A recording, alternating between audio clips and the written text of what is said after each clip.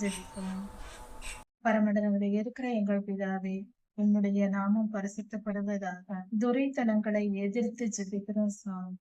அநியாயமாக, அக்கிரமமாக எங்களுக்கு துன்பத்தை தருகிற எல்லாவித பொல்லாத இருளின் கிரியைகளும் தீமைகளும் அழிந்து போகட்டும்.